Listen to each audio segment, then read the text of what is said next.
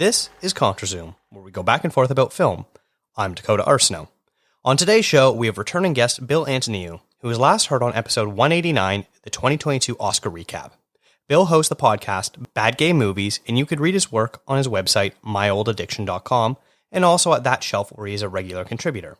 He wrote a guide to the Judy Garland films on the Criterion Channel that also doubles as an excellent abridged biography that I'll link to in the show notes for people to check out. Bill, welcome back. How are you? I'm fine. Thank you for doing your show the honor of having me on again. I really appreciate it. You know what? Ratings were low, and I figured I got to bring in the best to get those numbers back up. Oh, that's right. Well, then maybe that'll happen on the next episode. Now, I just mentioned your Judy Garland piece that you wrote for That Shelf, and thank you. That was very nice of you. And I really enjoyed it. I know enough about Judy as a person and what she went through, and obviously I'd seen that pretty mediocre Renee Zellweger movie that she does a good performance in, but the movie's only so-so. That said, I'm pretty sure I've only seen her in The Wizard of Oz. So yeah. For anyone who's maybe like me, who really only knows her for that or maybe a couple other things, what would you maybe suggest from the Criterion collection of the Judy Garland movies as a good jumping off point, being like, hey, this is, if you like Wizard of Oz, you also like this, or if you want to see a bit of range of what Judy has to offer, here's what you should check out next. The answer is A Star is Born. That's the one that really shows her off, although that's not in that collection. So the thing about Judy Garland is that she herself was 5 stars, but she made very few truly marvelous movies. And she's from a time when she didn't really have a choice over that. I guess Meet Me in St. Louis is the one, because that's the one that I watch even more often than The Wizard of Oz now. You were pretty glowing when you were talking about that, so that makes sense. Yeah, I mean, I watch it every Christmas. I got my niece into it. Like the first time I showed it to her, she cried because she was really scared because she was like 3 and, nothing makes sense at that point. You just see colors and you start to cry. And then by the next year, she had like every line memorized and every song. And so we watch it together every Christmas. So. Well, you've indoctrinated another Judy acolyte. So good job. Oh, great. Great. No, I enjoyed writing that article. I have read many biographies of her since I was a young kid, so I actually wrote most of that article without looking anything up other than to verify a few dates, which is not usually the case. I usually do not intense research for those articles, but I read things. While I was with Judy, it's just like, I don't know, she's second nature to me at this point, so. There's a few times I've written reviews and things like that where I'm like, I really don't need to look things up. Maybe I got to clarify the date that it came out, stuff like that. But other than that, I have all of it in the back of my head already.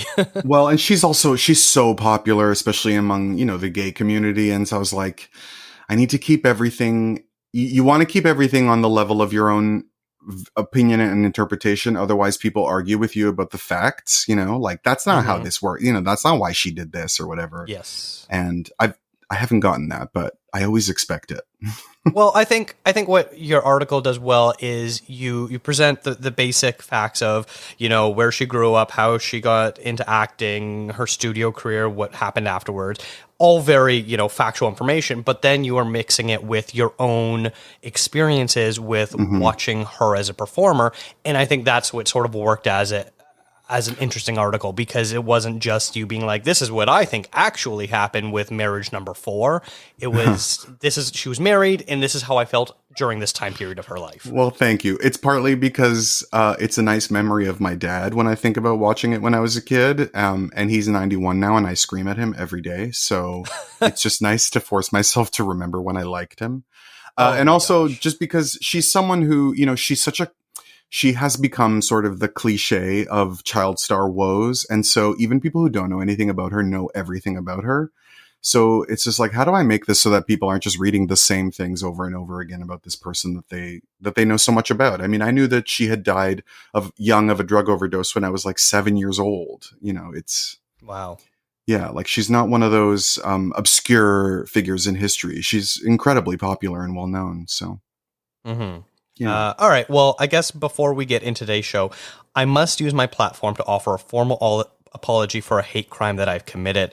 In the last show, A History of Laika, during the Coraline portion, I talked about the cast and said the British comedy duo Dawn and French. Dawn and French, my God. You've never been more of a straight guy than when you got the foremost female comedic team of all time wrong. You thankfully sent me a message saying exactly that. So with Pride Month closing out a few days ago, I'd like to formally apologize and know that I should have said French in Saunders, not Dawn in French, because that would only be one person. I hope you forgive me too, Bill, and I hope I can continue being an ally to the LGBTQ community. You're fully permitted. And listener, just so you know, I actually send him these correction emails on a regular basis. I am the most annoying person on the internet.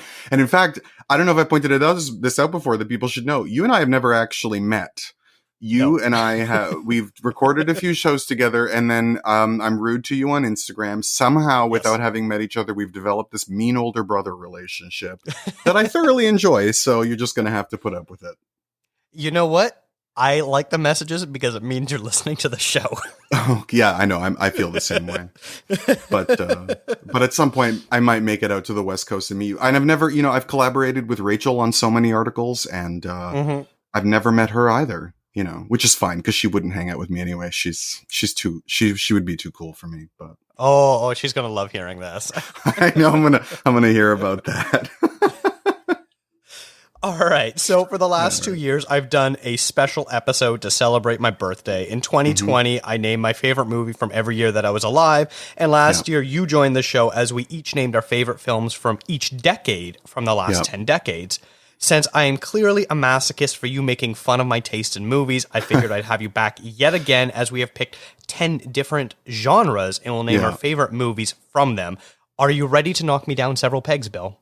I am. I never thought that I would reach 45, balding and chubby, and be somebody's birthday present to themselves. So I feel very proud of myself for this. You know what? I spend months thinking about this moment every year now. Oh, I can't wait for next year's. And also, apologies in advance because, Dakota always says he wants to keep it to an hour, and then I blather on for about 4 days straight. So listener, if you make it to the end, thank you. Yes, and I won't tell you what I cut out. Great. Most of it is what you're going to cut out, yeah. So I don't know if you approach this with any rules. I sent you this concept of an idea, and I originally came up with a bunch of genres. We can kind of maybe go in different directions, figure out which would be more fun with ideas like that. I sort of used Letterboxd as a guide because you could filter by genre. So I'd be like, oh, which movies by this genre have I seen before, and sort of figure out which ones I'd highly rated. And once I look at all my 5-star movies from that genre, I'd be like, okay, which one do I think about the most? Which one, if I was to say, put on a movie right now that's funny, that's serious, what would I put on, sort of thing. So that was my sort of criteria. And then after that, I made my list and I looked at what the movies I've named last year. And I removed them because I don't want to repeat myself. So you might get a couple second places in reality replacing my first place, but that's about it. Did you approach this list with any sort of criteria yourself? Similar to yours, and I also did my best to avoid mentioning anything that I mentioned last year. This was actually a much harder exercise for me than last year's was, and last year was torture. So I just can't imagine what you're going to do to me next year because this was very, very hard. You know what? The fact that I know that I put you in some sort of state of mind that agonized you just made this whole episode worth it. See what I mean? And yet we've never met. I also found it interesting. Well, first of all, that's partly because I'm one of those people when you tell me, what's a good police thriller or whatever, my mind just goes completely blank for some reason. If you tell me what's the best movie of 1972, I'll be like, oh, you like The Emigrants. But for some reason with genres, I can never think of anything. So I had to do a lot of research on my own blog to figure out, what I would do for each genre. I was amazed at how many of my top favorite movies don't qualify in any of these categories, which I found very interesting. Apparently I'm a real bitch for a good drama. And also you didn't have a crazy nun genre category. So, I couldn't include something like Black Narcissus. And it's not a horror movie, even though I'd love to stretch the definition to make it so. Yeah, that was a bit of a tricky thing, was trying to figure out the sort of subgenres, because when you're filtering by genre and being like, yeah, that's a action movie, but not really. It's, Right. it's more something else. And you're just like, well, what in the end of the day, by the end of this list, I was like, what constitutes a genre anyways? Absolutely. And of course, however you interpret it is fine with me. So Exactly. basically, I tried to do my best to not pick what I think are like a lot of my choices. Maybe people will be like, that's your number one. And it's like, yeah, because even it might not be the best movie in that genre, but it's certainly the one that I'm going to put on over and over and over again. So that even if I don't think it's the best, if it's the one that I'm going to watch the most, I think that's the one I should choose. So. Exactly. And I feel like it gives a good window into what our movie preferences are anyways. Yeah, absolutely. Yeah. Okay, so yeah, I think the only other last thing I'd qualify about this list is I specifically did not make drama a category, because basically a movie's either funny or not funny. If it's not funny, it could be literally anything else. So For that sure. was the only reason why I removed drama, because that's just casting far too wide of a net. Whereas comedy, at least, like, does it make me laugh? Yes or no? Yeah, absolutely. And also, I think that if you asked me to make a drama category, it would be impossible to avoid repeating movies that I talked about last year anyway. So Exactly. moving on. Okay, so the Yeah. first one, like I said, just there, comedy. What makes us laugh? I'll go first. I think we're both gonna do like an honorable mention, where we're not really gonna talk about. We're just gonna sort of throw it out there Hmm. and whatever, and then we'll talk about our actual picks. So, my honorable mention for comedy is the Monty Python movie, The Life of Brian. This Hmm. is my favorite Monty Python movie. It always makes me laugh way more than Holy Grail, but Yeah, my all-time it's favorite my favorite comedy, of I theirs too. think. Yeah. Oh, Yeah. good, excellent. Yeah. I think my all-time favorite is the recent-ish movie, What We Do in the Shadows. It Oh. parodies the best of horror movies, and I love how every time I rewatch it, I just find more and more new things, more subtle sight gags that are off in the corner of the movie, and it just bursts me out into gut-busting laughter. And all the performances are just so good in this. And the fact that riffs on classic horror movies, I still haven't seen it or the oh my show. goodness, So yeah, really?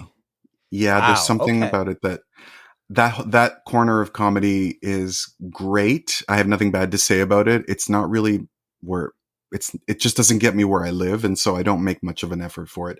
I make fun of your taste in movies because you actually have very good taste in movies, and you're this wonderfully open and but you do have this straight guy corner of yours where you're like the classic stage crew kid who plays Dungeons and Dragons on the weekend, and I feel like these are the movies that really bring that side of you out, which I say with affection.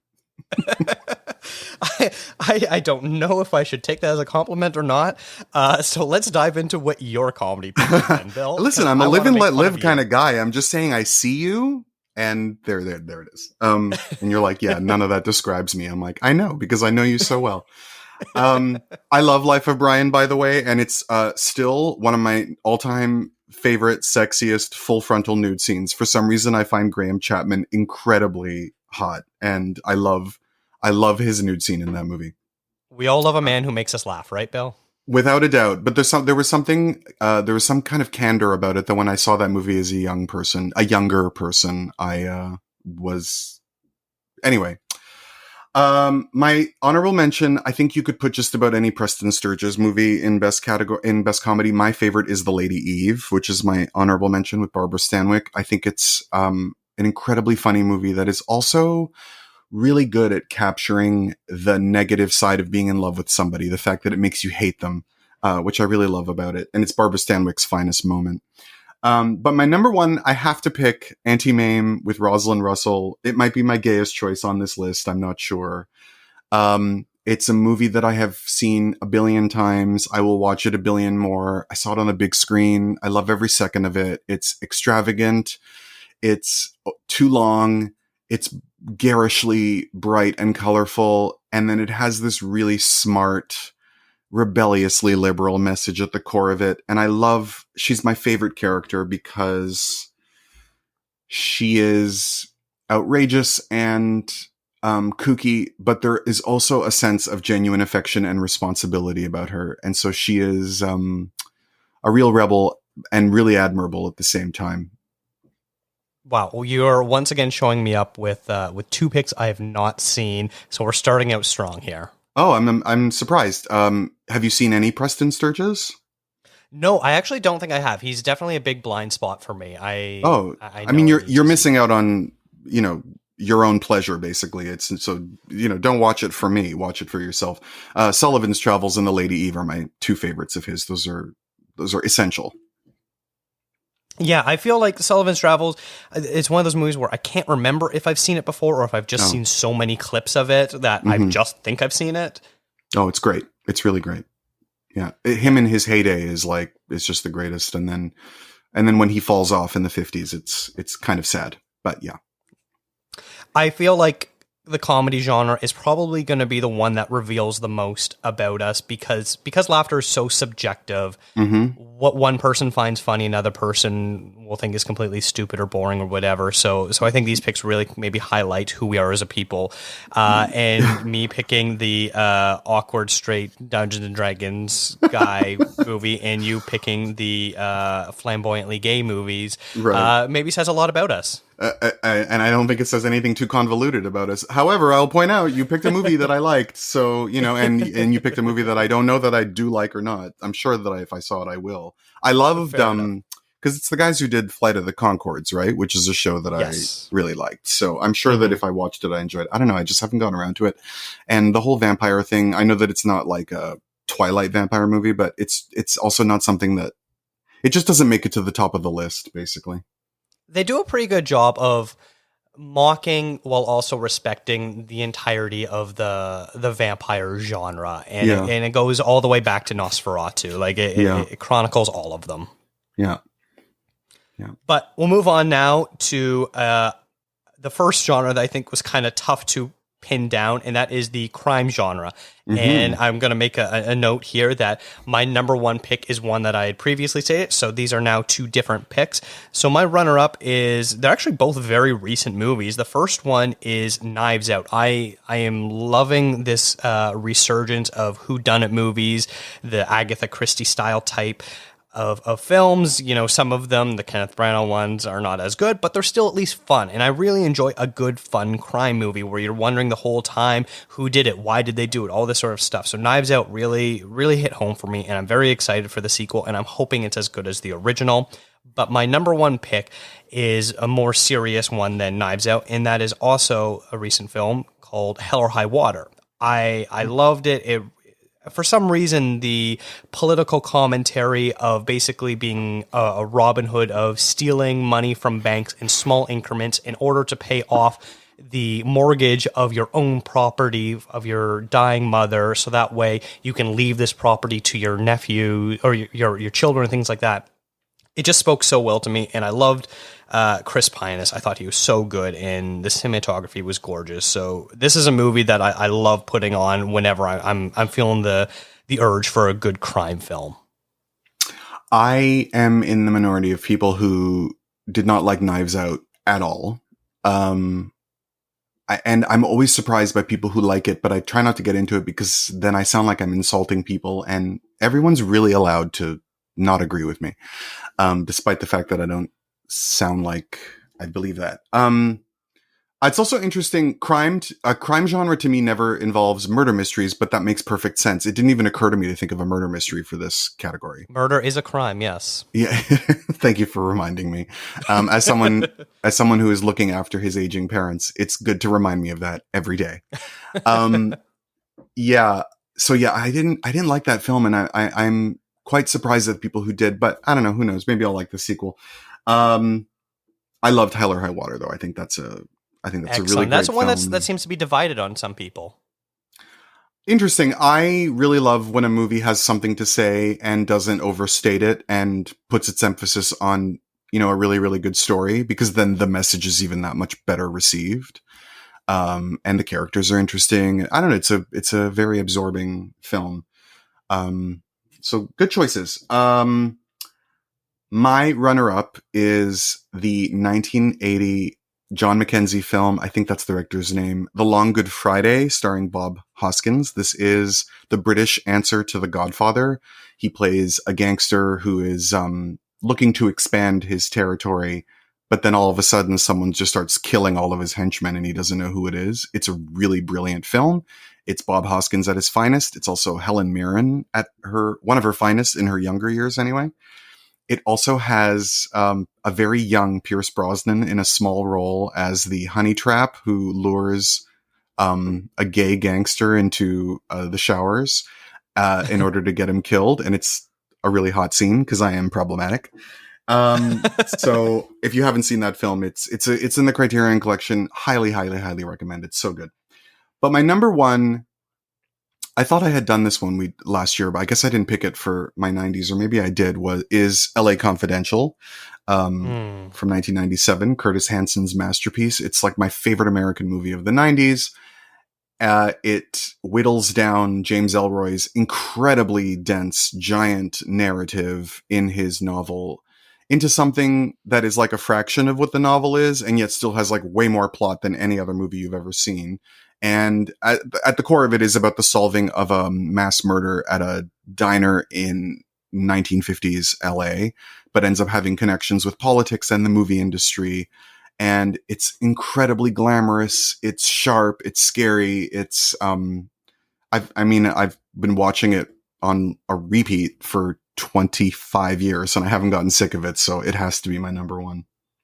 I feel like the reason why you maybe remember is I think it was my runner-up for the 90s because I also adore LA Confidential. And I think we both kind of had a little bit of a gush fest about it. Okay, yeah. So if you listened to the show last year and you still haven't watched LA Confidential, you don't deserve to listen to the show now. Turn off this podcast now. Yeah. But that is such a fantastic pick. And I love just how dense of a movie it is and how complicated it is. But then the longer it goes on, it just seems... I don't want to say it gets simplified, but it just kind of all boils down to, greed in how terrible some humans can be to each other. Yeah. And just it all sort of like opens up these floodgates of just like it all makes sense. And it's just so flawlessly plotted. Like there isn't a single wasted moment in that entire film. And when I saw it, I remember I went and saw it like 3 more times on the big screen when it came out. And I couldn't find anything wrong with it. And my best friend loved it too. So the two of us went to see it together a few times. It's also one of those movies where it's long and you love that it's a long movie. Yes. It's just one of those, you're like, I could live in this world forever, play it for another 5-6 hours. I would be completely content and I wouldn't get bored at all. I'm not going to get up to go to the bathroom. I'm not going to pause it. Nothing. And it's also really glamorous. It's so beautifully shot. And even though it's a very guy movie, the female element is so rich in there. Like the glamorous female movie star element is so prevalent, because Kim Basinger is so iconic in that movie, Yeah, absolutely. And your other pick, The Long Good Friday, it's one that I have not seen, but it's funny because I did a podcast, I don't remember what the episode was, several years ago with a previous co-host, also named Rachel Gordon, and she was going through a big Bob Hoskins phase at the time and was recommending this movie, and I never got around to watching it, and I completely forgot about it, and I pulled it up, I'm like, oh yeah, I totally remember Rachel Gordon talking about this movie, so guess I need to re-add it. Yeah, definitely do. I love Bob Hoskins so much, and I miss him terribly. I was very sad when he died because he wasn't that old, and I still felt like he wasn't done, basically. But he did give us so many amazing performances in his life, and that's one of them. Mona Lisa's another one. I'm the generation that got to know him because of Roger Rabbit as a kid, so he's magnificent in that. He was just wonderful. And that's like a crown jewel in his achievements as a performer. Nice. Well, the next category, I think kind of much like comedy, is really going to show our differences between us. I can only imagine. And I feel like you're going to laugh at least one of my picks, definitely my runner-up. And I probably could have squeezed this into the documentary category, but I'm not. I'm going to give it the mention here. And that is the documentary, The Last Waltz, that chronicles the band's final concert with a ton of great special guests. Yeah. As long as you don't pick Grease or Grease 2, because if you do, then I'm turning this off and just never speaking to you again. No. I'm just kidding. And in fact, my actual pick is Amadeus. Oh. I I really love this movie. I think that the musical components play such a key moment, integral part to this world building, especially as Amadeus is dying and he is verbally composing his final works, and Salieri is like writing them down, and slowly you're hearing the notes come, and just the joy that they get of talking music is something that is still a very profound and affecting scene on me. And so it's one that I really love watching. I know it's probably not the typical musical because it's not song and dance sort of thing, but it's one that I really do like myself. So I hope you don't laugh at those picks there. No, actually, I'm obsessed with The Last Waltz. The first time I saw that, I think I rented it. I think it was still the DVD days. And because I remember watching it over and over all night. Like I would just do stuff on my computer and just kept playing it over and over again. So I'm a fan. And then Amadeus is a movie that I like it. I think it's good. I feel like everyone gets more out of it than I do, which is fine. I do think that F. Murray Abraham's performance is in like my top 5 favorite performances of all time. He's so good. Yeah. Like his pantomime face is just incredible. The way that he can just, with one expression, give you so much, particularly the way he's just appalled at everything. And I relate to, yes. I relate to Salieri a lot more than I would like to admit. So I find that performance really quite affecting. But it is interesting. I mean, you definitely thought outside the box for both of your choices, which I admire. Cause I feel like I did as well. Neither of us picked like Oklahoma or like a Rodgers and Hammerstein musical, even though that's probably where we should go with this genre. And Oklahoma is actually the best of all the Rodgers and Hammerstein movies, but that's not my pick. My runner-up is actually Terence Davies' The Long Day Closes, which is even more controversial a pick as a musical than Amadeus is, because the music is entirely on the soundtrack non-diegetically. But you can't have that movie without the song selections that he uses to comment on the memories that he's recreating of his childhood in that film. I love Terence Davies so much. Like I love him like family, and Long Day Closes is my favorite of all his films. It's his masterpiece. And it is just a collage of reminiscences of his childhood. It's kind of a sequel to his first film, Distant Voices, Still Lives, which took place during the last years of his father's life, because his dad died when he was like 9 years old. And his dad was this very abusive, oppressive presence in his life.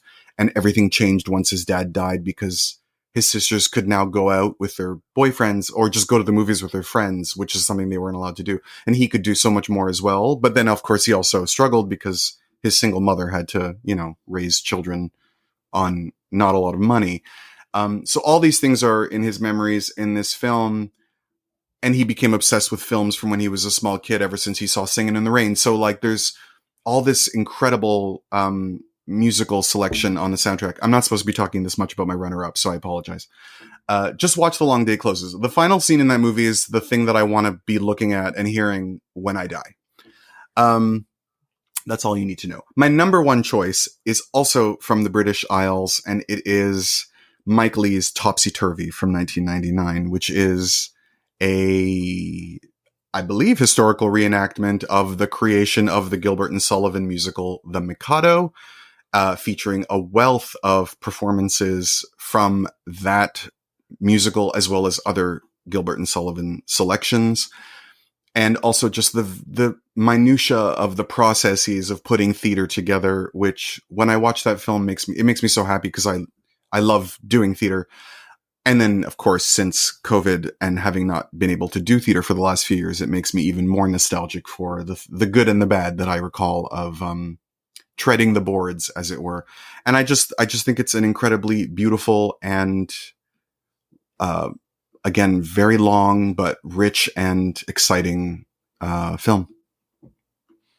Once again, 2 movies that I've not seen. The first one, I have not seen The Long Day Closes at all, or even heard of it. So wow. Sounds like a very fascinating pick. Topsy-Turvy is one of those movies that like I can vividly remember walking by in Blockbuster or any other video store and just seeing that cover and wondering what was this movie about. And it's been one of those movies that I've known I probably should watch. I love the theater too, and I grew up in that world as well, so I probably should watch this movie. And I love the cast. It's got such a great cast in it. Yeah. So I'm shocked that I've never sat down to watch it. Yeah, it's probably not Mike Leigh's best film, but it's my favorite of all of his films. So, and if you like him, then you should definitely see it.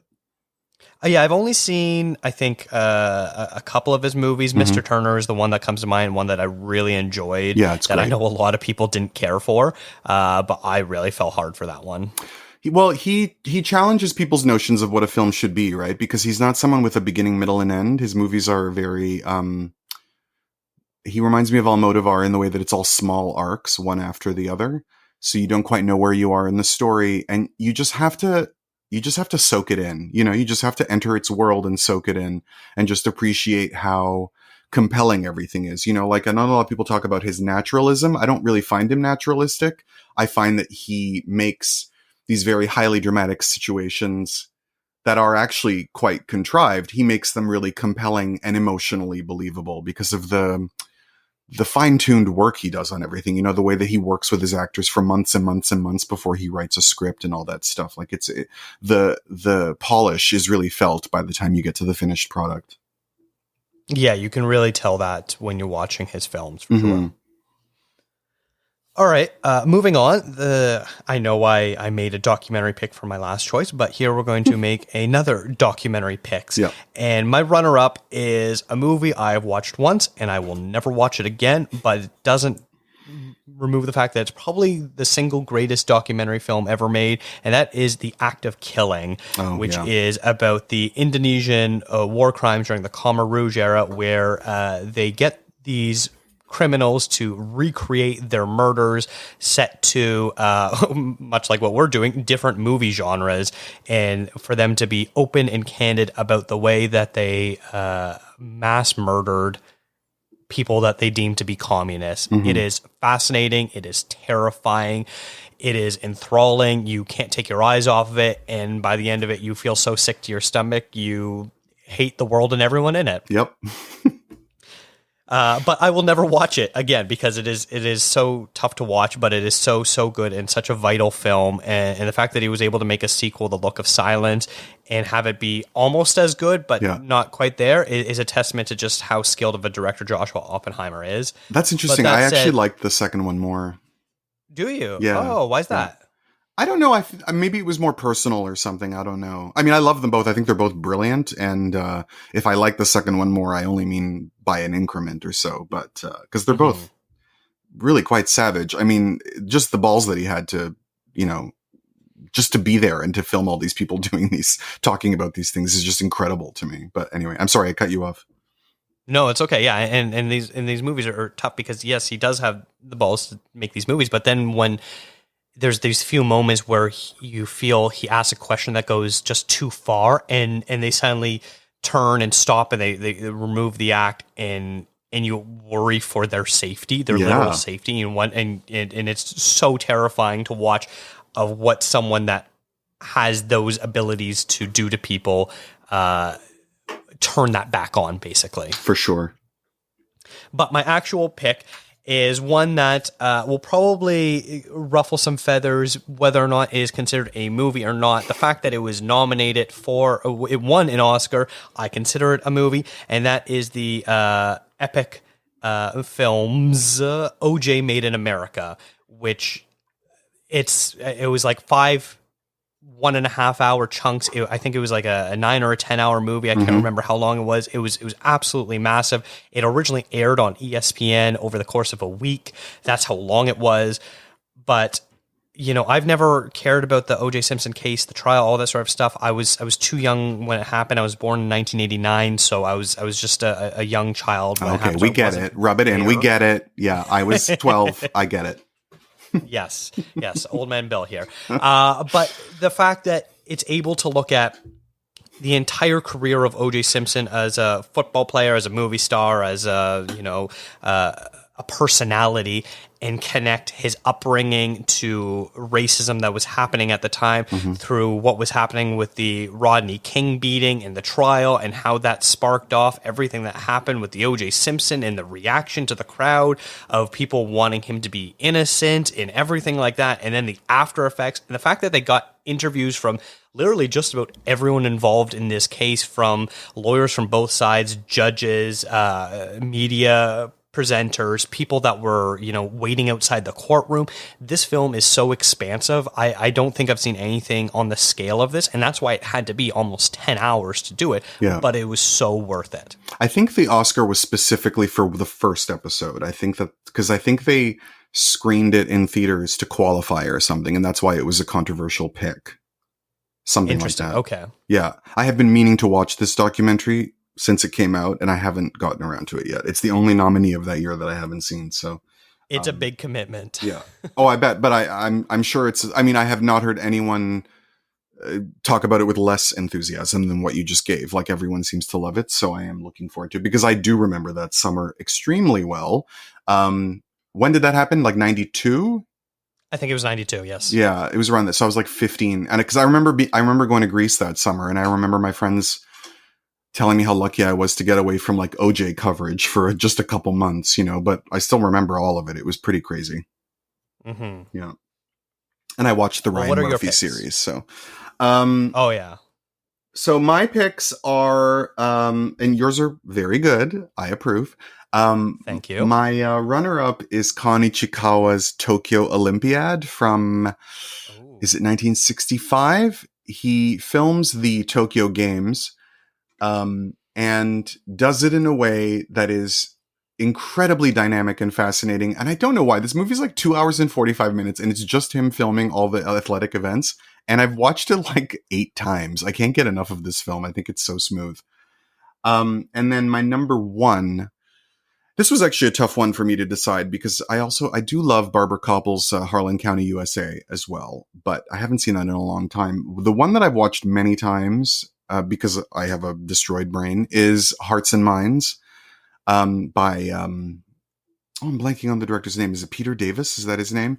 It's the film that's basically credited with stopping the Vietnam War. Even Errol Morris felt this, because it was like the first time that I guess major audiences got into a theater and saw a lot of the footage that has become very commonplace to us now, like the little girl running naked down that road, that sort of thing. Mm-hmm. Who actually, my cousin actually met that woman recently, who was in that famous footage. So anyway, it's a film that looks at America's involvement in the Vietnam War from every possible angle, including following one of the most fascinating aspects of it is following a soldier who had been a prisoner of war and now in release is like touring the country, talking to kids about his experiences and talking about how great it was that we're over there that they're over there, and that, and what a great idea this war is. And that's partly because he didn't really see most of the war, because he was basically captured the minute he got there and didn't experience it. So he doesn't really know what he's talking about. Yeah. And there's interviews with politicians, and there's interviews with people from all sides. It's a really, really, really incredible movie that, despite being quite devastating, obviously, is also really, like, entertaining is the wrong word, but I just find it so captivating. I showed it to my sister not long after she gave birth to my niece, because my sister and I always went to the Human Rights Watch Film Festival every year for her birthday. She liked to spend her birthday crying over people in difficult circumstances anywhere in the world, because that's what she's like. And so after she had my niece, that was not possible when my niece was a newborn baby. So I was like, all right, I'm going to bring depressing documentaries to your house and we'll celebrate your birthday that way. And I remember Hearts and Minds was one of them. My sister studied the Vietnam War very intensely in school, so she knew this movie was really right up her alley. And she had a very hard night because of it. And that's what I think of now when I think of this film. Wow. Yeah. Interesting. Okay. Yeah. This is one I've heard a lot about. Obviously, mm-hmm. You mentioned other similar documentaries that like the Errol Morris ones, mm-hmm. where I've seen some of them before. But wow, that sounds like a fascinating one. The Tokyo Olympiad one, I had wanted to watch it. I think it was the last Olympics or 2 Olympics ago or whatever it was, on the Criterion Channel. They put up all the Olympiad movies, and we couldn't watch any of them. we couldn't watch any of them. Yeah. Yeah, I was so excited. Yeah. Like usually And then so the disappointed. Criterion channel will have a few things missing in Canada, but with that one, it was like you clicked on it and there was absolutely nothing available to watch in Canada. And they had like 100 movies. Like they had 100 years of Olympic movies and we couldn't watch a single one. I was so crushed because it's the sort of thing where like you see the box sets and you're like, ooh, those look really nice, but like I'm not spending $200-$300. No, it was like more. I think it was like $500. It was a very expensive box set. Over the whole 100 years one. Yeah. Yeah. Right, and I tweeted them. I was like, if you're not going to give us any of them, don't even put the option there. Like, I don't even want to see the little thumbnail giving me the, like, I don't want to know that it's there if I can't watch any of it. How dare you?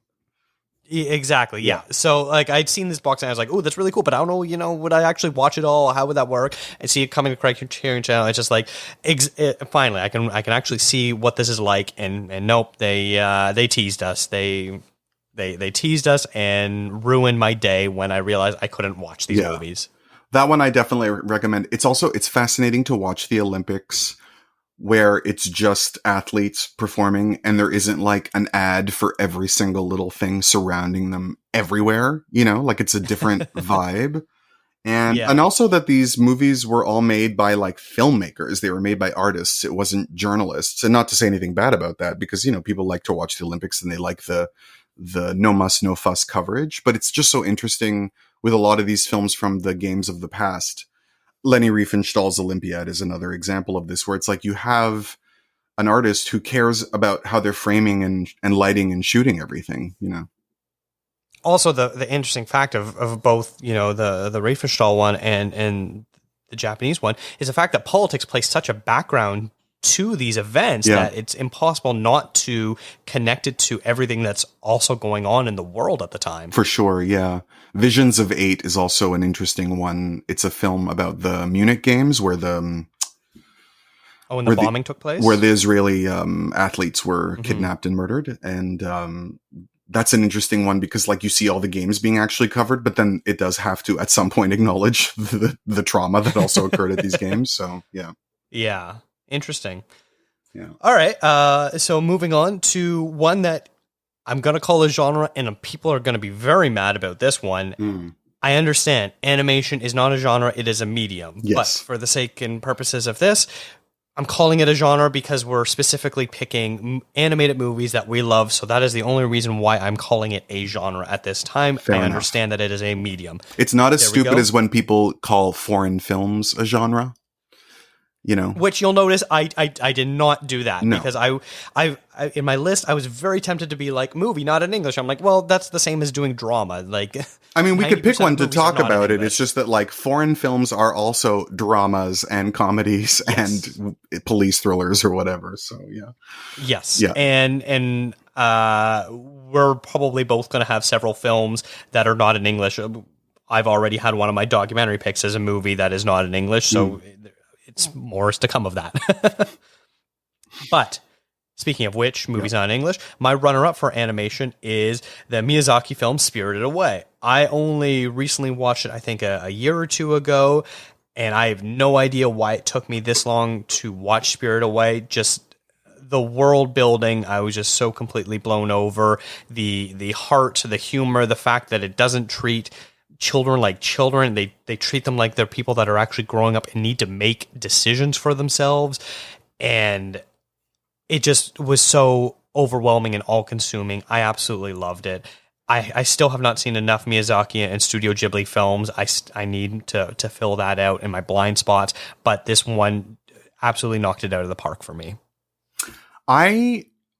I'm missing something about that film, and I fully accept the possibility that I just need to watch it again to get it, because I can't think of any other film where so many people, particularly people whose opinions I respect and admire, not yours, obviously.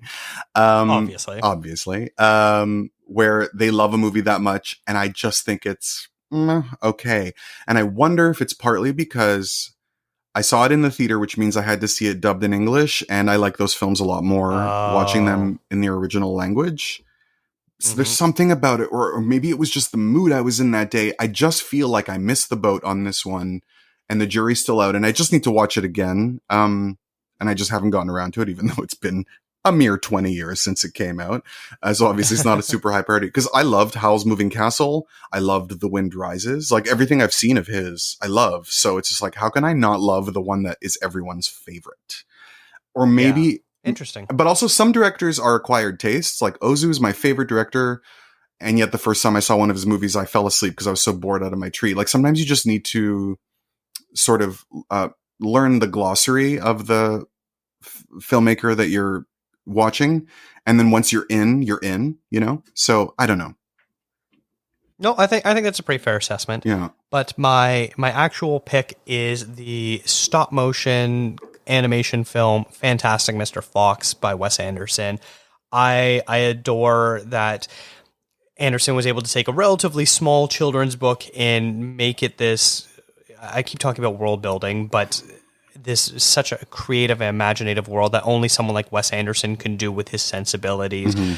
You know, something as simple as when Badger is being talked to, he doesn't understand something, his eyes like literally glaze over, and it's just like little visual gags like that just absolutely get me. Or jokes like when they decide to poison the guard dogs and they stuff the poison in blueberries, and they're like, well, why blueberries? Well, dogs love blueberries. It's like such a non sequitur that I really enjoy, that sort of like irreverent sense of humor. And everyone that listens to the show knows I'm a huge Wes Anderson fan, so it's no shock that a Wes Anderson film is going to find a way to make the cut for me.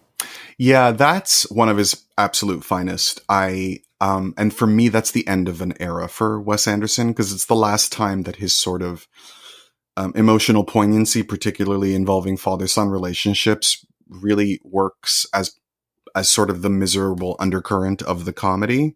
I find that his movies got very shallow after that. I don't really like Moonrise Kingdom, and I enjoy the Grand Budapest, and I enjoyed the French Dispatch, but I don't really think much of them. I actually really love Isle of Dogs, but I think Fantastic Mr. Fox is definitely him, you know, scoring on all points. I think it's really great.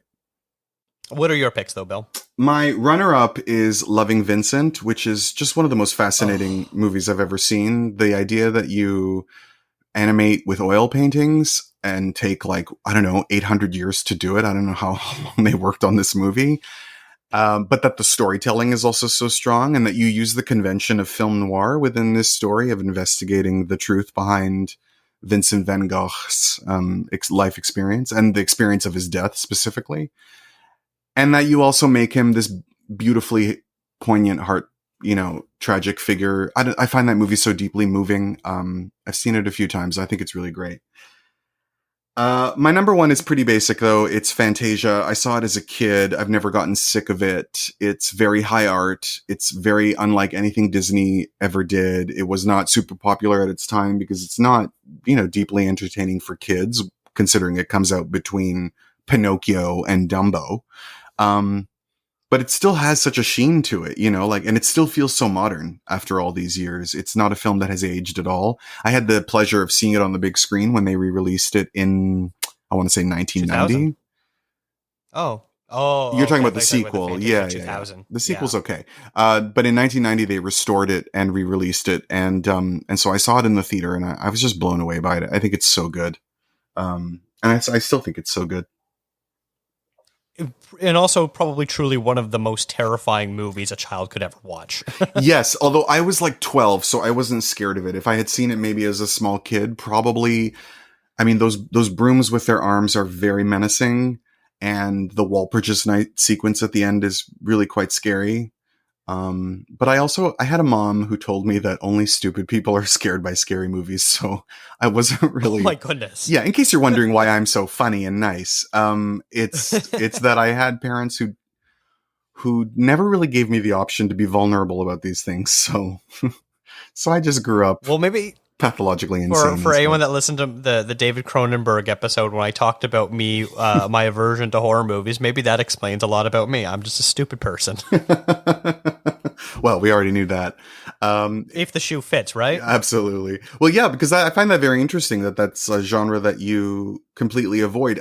I avoided it as a kid because I found them boring. I didn't mind. I don't know that I like to be scared, but it didn't help that those movies never had fabulous women in them, and they were always cheaply made. Like they're not glamorous in any way. So it wasn't until I was much older that I sort of gave them a shot, and I've enjoyed my fair share of them, but like it just wasn't something I was interested in as a kid.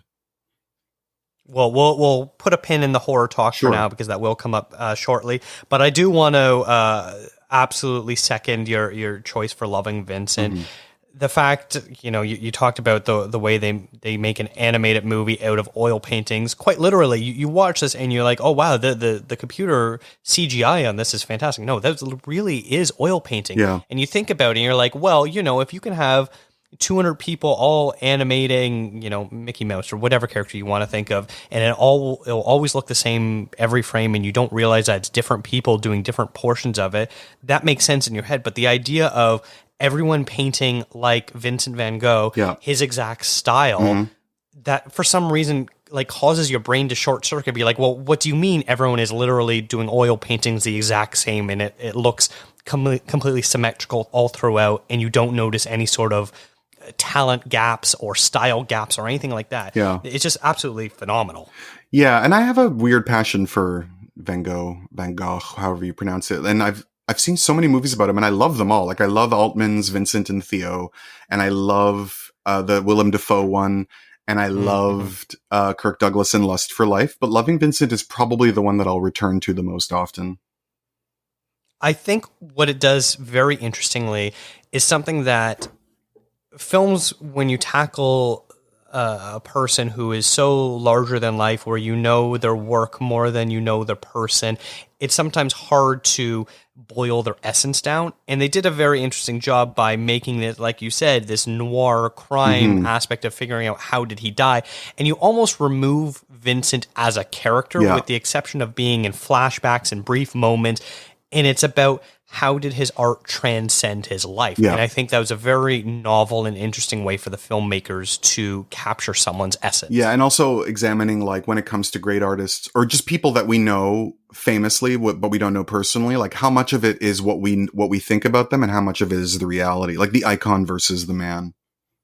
Yes, especially from an era where, it's not like we have recorded interviews with Vincent, so we can't be like, oh, this is what he actually said. No, it's based on second-hand accounts, and then those get translated into third and fourth and fifth-hand accounts, and suddenly they become rumors and hearsay and myths and all that sort of thing, and what is real and what is fiction. Yeah, especially in his case, because he's been reinterpreted over time. Like a lot of what we know about him now is different from what has been now established as misunderstandings of him in the past. Like the Kirk Douglas version is of this alcoholic who brawls and is passionate and distraught over women. And, like even the famous ear cutting story is told very differently now than it was in the past. So he's also a figure of fascination just for the fact that the way his story is interpreted is suited to the times in which it is told. Mm-hmm. Yeah. Which sort of goes back to my pick of Amadeus, where maybe you just need to kind of throw everything out and just do your own thing. Yeah. Yeah. All right. We'll move on, though, to the next category, which is sci-fi. Mm-hmm. And this is another, once again, genre that you can interpret it in many different ways. And so much so, with my runner-up pick is Her, which is a movie that on the surface doesn't seem very sci-fi-like, but it does take place in a futuristic world. But other than that, it's a pretty down-to-earth, relatable drama about a man falling in love with a woman. The only problem is the woman isn't real. It isn't even a woman. It's the cloud. It's the servers. It's Joaquin Phoenix, probably at his most surprising for me, because he had spent so much time leading up to this movie either being a complete psychopath or someone who was trying to really perfect the tough guy image.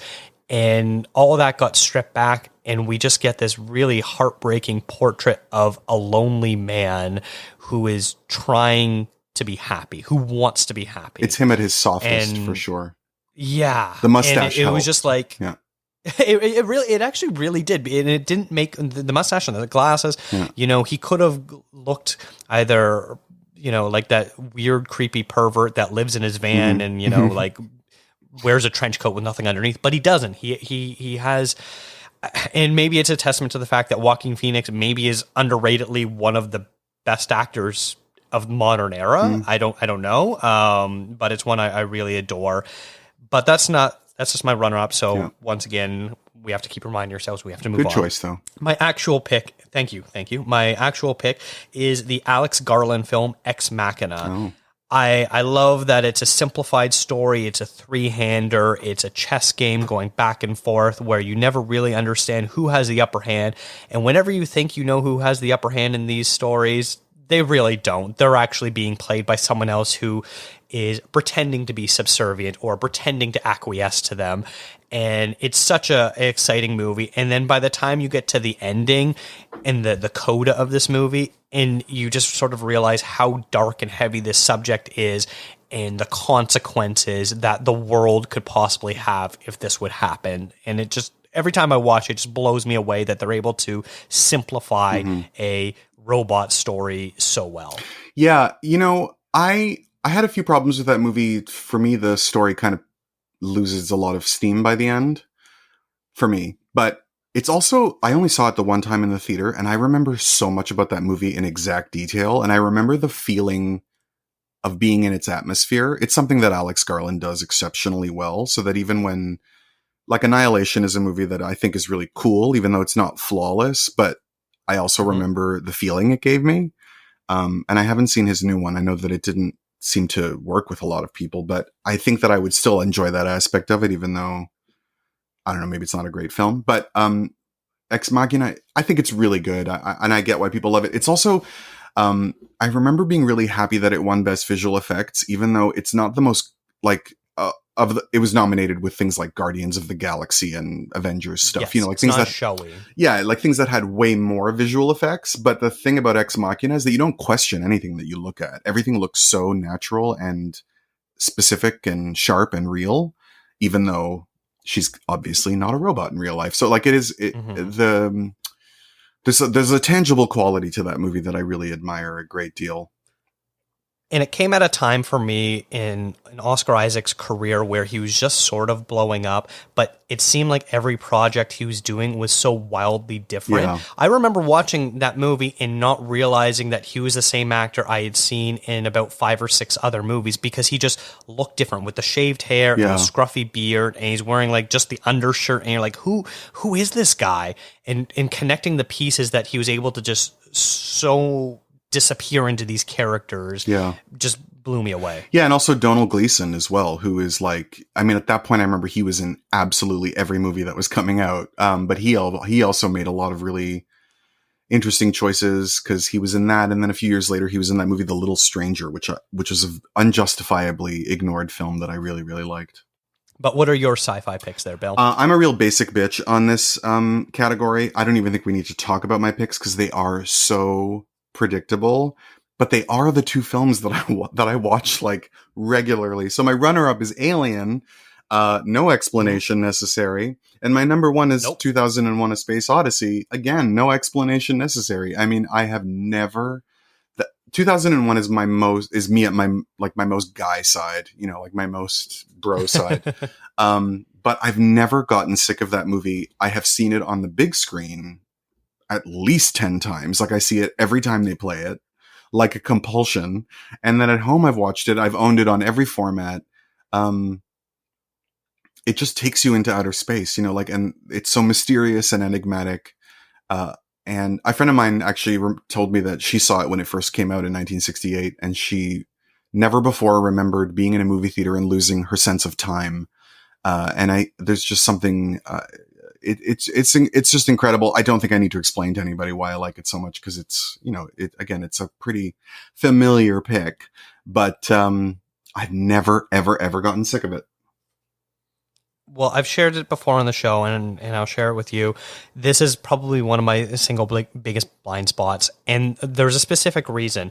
I really, really want to see it, but I want to see it in a theater. And there's been a few times where it's been playing when I lived in Toronto. It would every once in a while pop up there, and I just never got around to being able to go see it in a theater. And so I will not watch it at home. I will only watch it in a theater for the first time. I don't blame you, but if it gets... I mean, if you've never seen 2001, what do you talk about with the stage crew kids while you guys are doing Dungeons and Dragons? I don't really know what you have to connect with these people. But if it takes too long for that to happen, please just figure it out.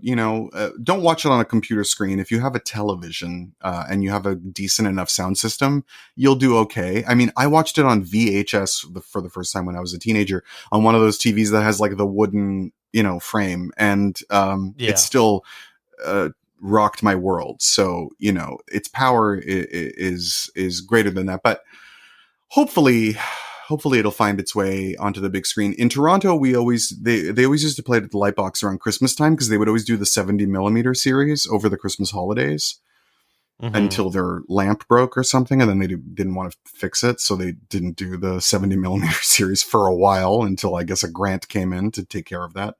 But that was always the staple of that, and they would play it like 5 times over a week or whatever, and I always made sure at least once a year I did my best to make it to see it, because I don't know, it's a movie whose bloom has never withered for me. Well, that's good to hear. And once again, no argument with your pick for Alien. It was one that was in contention for me, both for this and for the horror category as well. I love that movie so much. I mean, I've another one. I can't get sick of it, and I think I've owned the box set on multiple formats as well of all those movies. I love that franchise. I've probably watched the second one more just because it's like an exciting action movie, and it might have been the first one that I saw. I don't remember, but Alien is probably the better film, I would agree. I know a lot of people are really high on Aliens, but I'm only so. I like it, I don't love it. Whereas Alien, I adore. It's possible that if we did this next week, I would choose the other one. I think it probably just depends on the mood I'm in. I think that's the case with every one of these categories, though. So. All right, now speaking of horror movie, we're going to go for mine. And mine are pretty basic, too, in the sense of they're both, pretty stone cold classics, which I would hope that even you don't have something to argue with me about for them. My runner-up being Jaws. I adore Jaws. I love collecting Jaws-themed things. I have so many posters and T-shirts, and I love mashups of it where, anytime there's some sort of sea creature movie, someone creates a Jaws rip-off poster. I love that sort of stuff. Yeah. It's only got like 2 scary moments in it, but both of them are so good. It's about building the tension and creating these characters who are so invested in what's going on. And I also love how people are revisiting it and finding it more and more topical every year that they watch it, which is so fascinating to me, because this was a movie that I almost feel like Spielberg was just so focused on making the best shark movie, he didn't even realize that he was making a socio-political commentary that would still be relevant like 40, 50 years later. For sure. It's also my favorite summer movie. Like, you can smell the summer air in that film. Oh, yeah. Yeah, I actually always forget to think of this as a horror movie, even though that doesn't make sense. Because of course it is. For me, when I think of horror, I always think of like a villainous humanoid going after people. But I have seen Jaws so many times. I know every single shot of it off by heart. And it's another one that I've never gotten sick of. It's another one I've never gotten sick of seeing on the big screen. It's so much fun. Yeah. That's what it is. It's just pure fun. Yeah. It's what you want from a really good horror movie, that you're just going to enjoy yourself being in that world. And there are shots that still scare me every time I watch it. Yes. Yeah.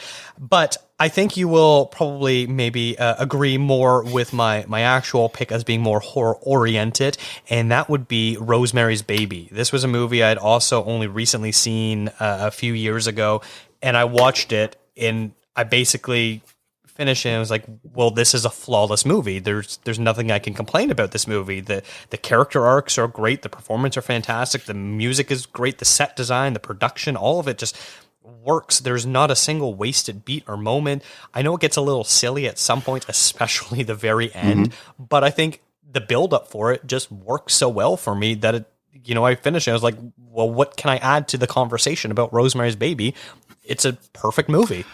Yeah, this is our first overlap, Dakota. This is very exciting because I had Rosemary's Baby as my runner-up, although my 2 horrors are completely interchangeable. So on a different day, it would definitely be my number 1. It's another film, again. I mean, what else am I going to put on this list except movies I've seen a billion times? But it's another one that especially when I first saw it as a teenager, I taped it off of City TV, late great movies, and watched it an inordinate amount of times. Like, I know this movie exceptionally well.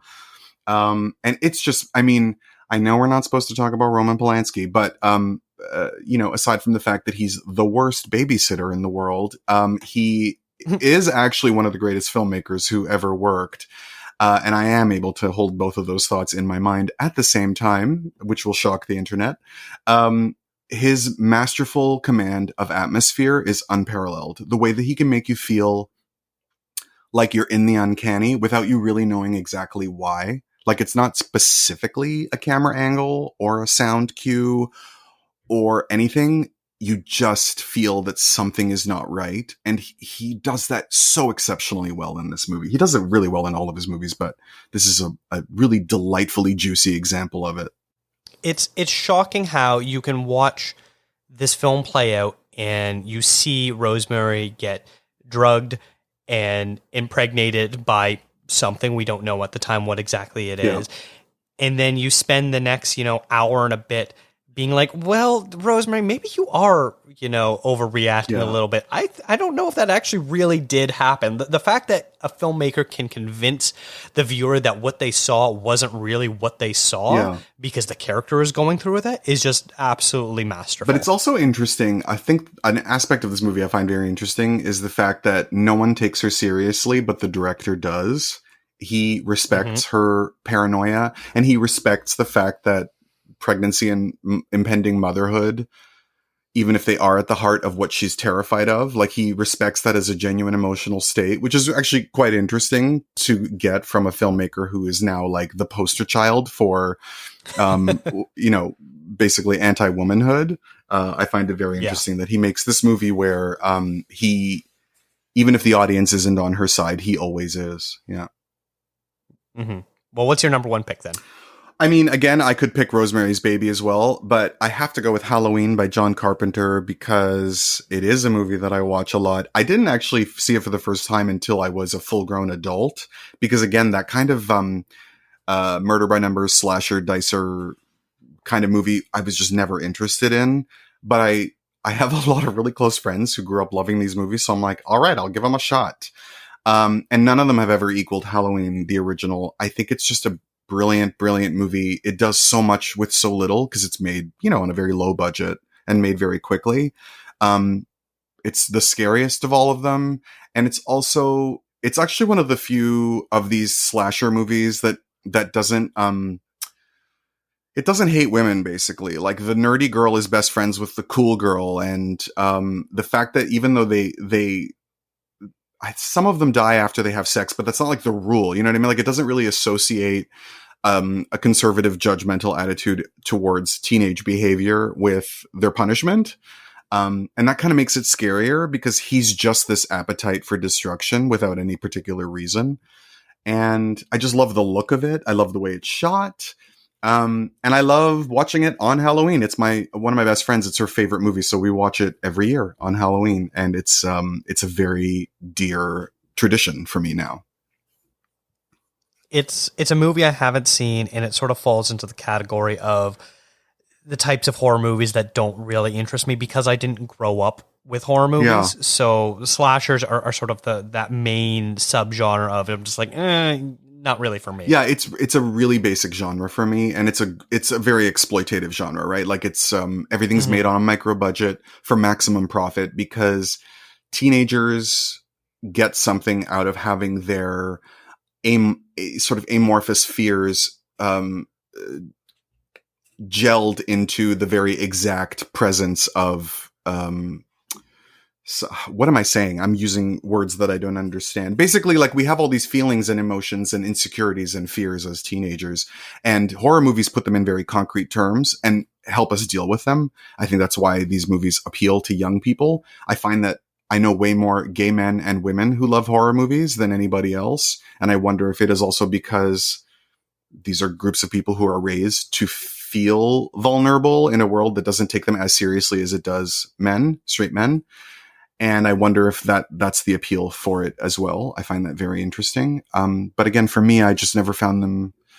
They just didn't really do it for me. But even if that's how you feel about them, Halloween is the exception, and you have to see it at least once. It's so good. I know I will eventually get around to watching it. I'll probably have to. the impetus will have to be like, oh, I'm going to do a podcast about this. This is my reason to watch it. But moving on, we've got now our romance films, and I'm also very curious to sort of hear what we think of each other's picks.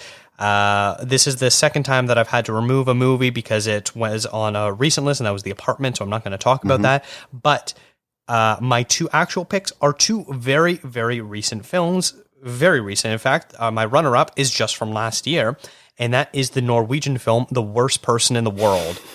I thought you were going to say The Northman, and I was like, interesting.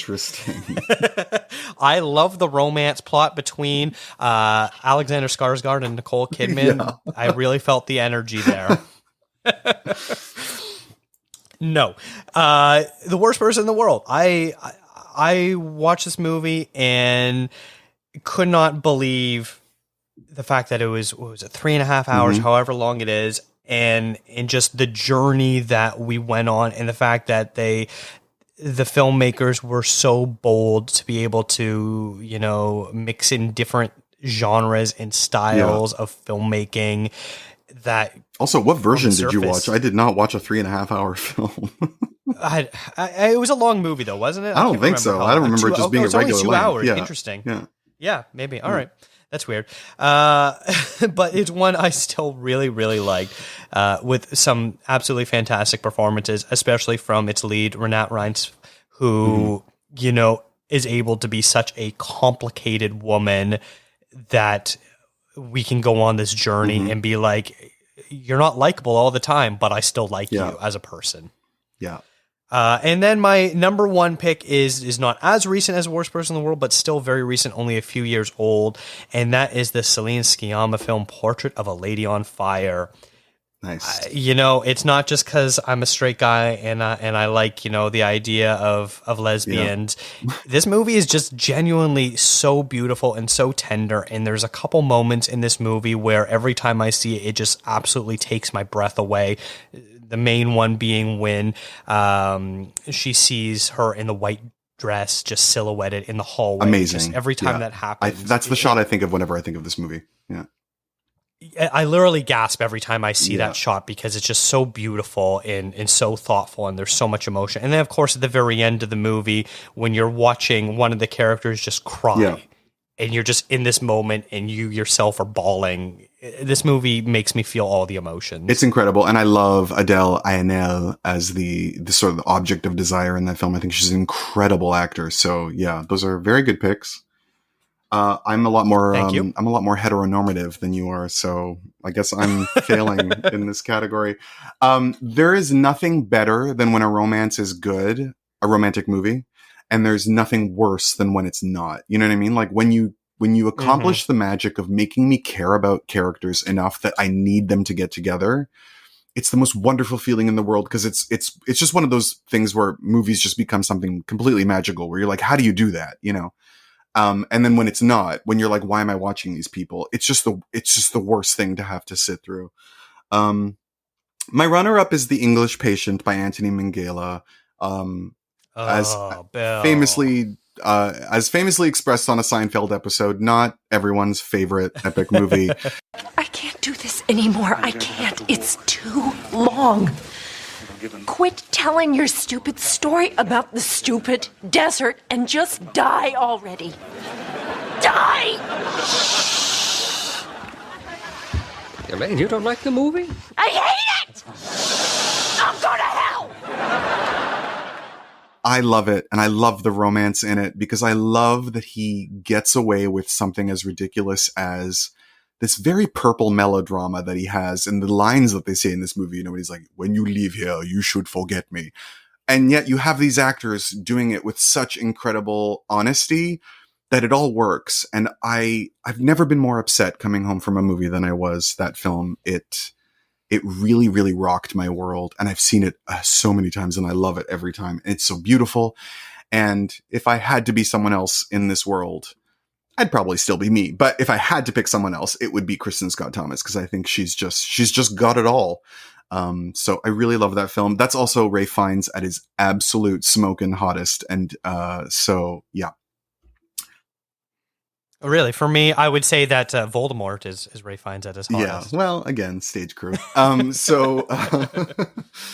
I mean, I'd still give him the time of day, I have to tell you, even though, you should never do it with a boy who's over 30. It's like eating a cheeseburger off the floor, but Ray Fiennes could Bill. still get it from me. But you're going to get so many emails about me. They're like, never have that guy on again. He's terrible. I almost picked a Woody Allen movie for this category, but I was like, if I have Polanski and Woody Allen, then people will just get to know me too well. So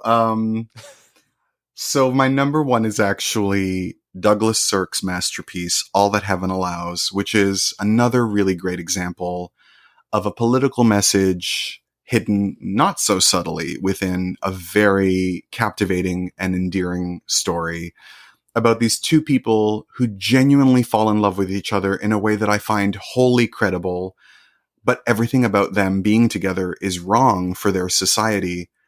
And they endure the difficulties of that until they ask themselves, well, what's so great about everyone approving, And I find that this movie it hasn't aged a day, even though it takes place in a very specific time period and context, and also a particular period of the way films were made. I mean, they made movies in the 50s in a way that didn't reflect reality and in a way that they never made in any other period in Hollywood.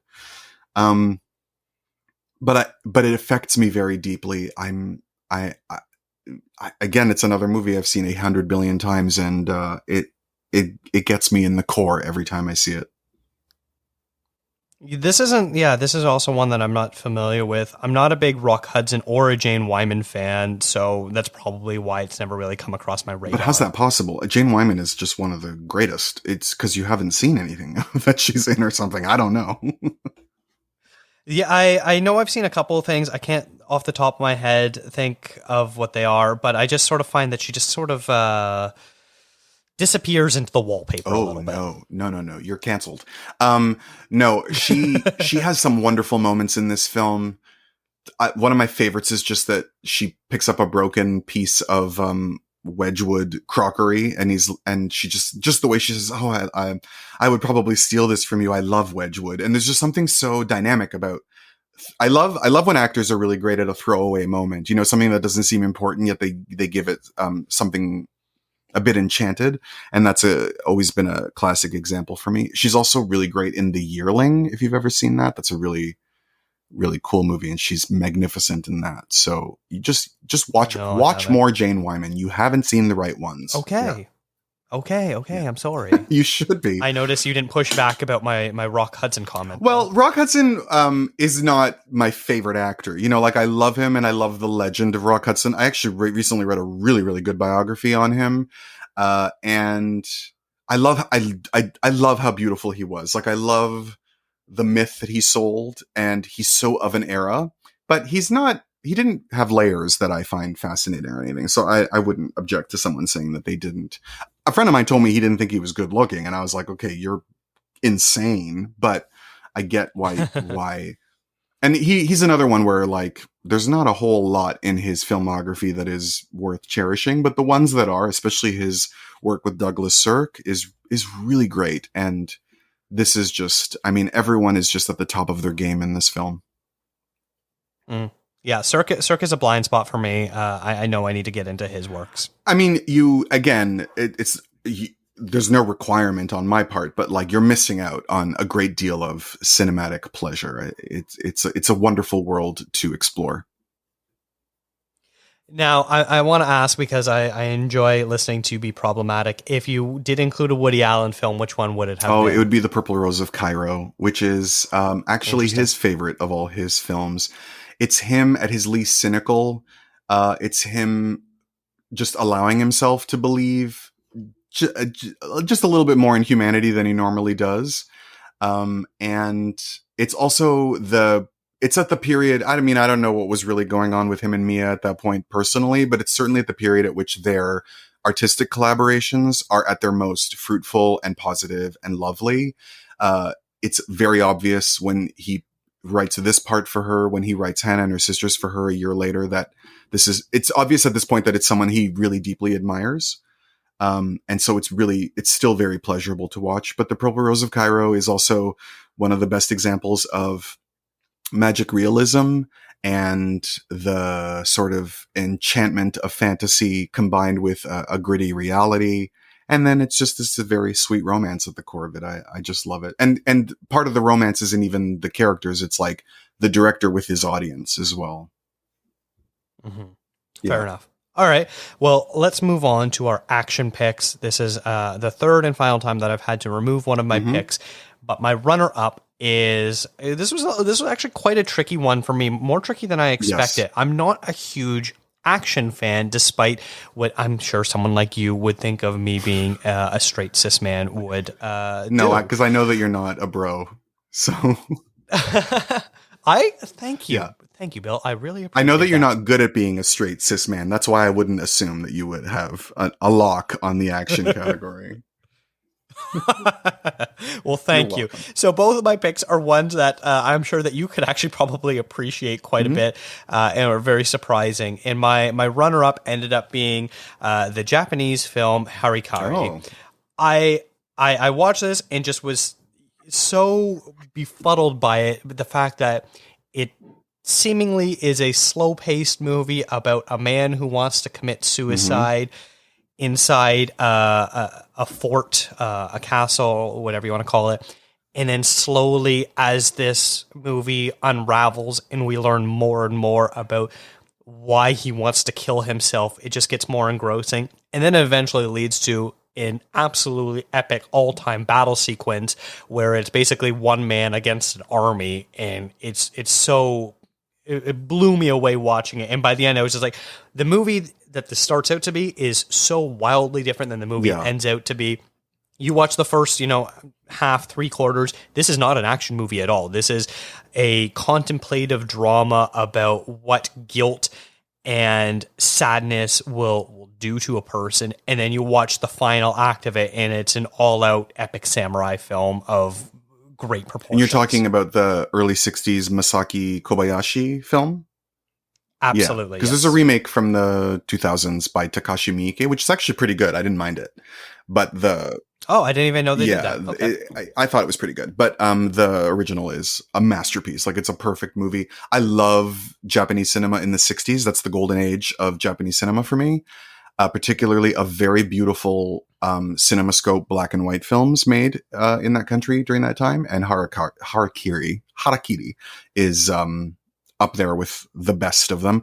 And Tatsuya Nakadai, who's the star of that film, is probably in my top 3 of hottest men who was ever in movies. So, yeah. Interesting. Yeah, great choice. Well, my number one pick, I'm not going to travel very far from 1960s Japan. Oh, cool. In fact, I'm basically just going to travel a decade earlier to 1950s Japan, and my number one action movie is Seven Samurai. Oh, yeah. If you have a whole day to watch it, yeah.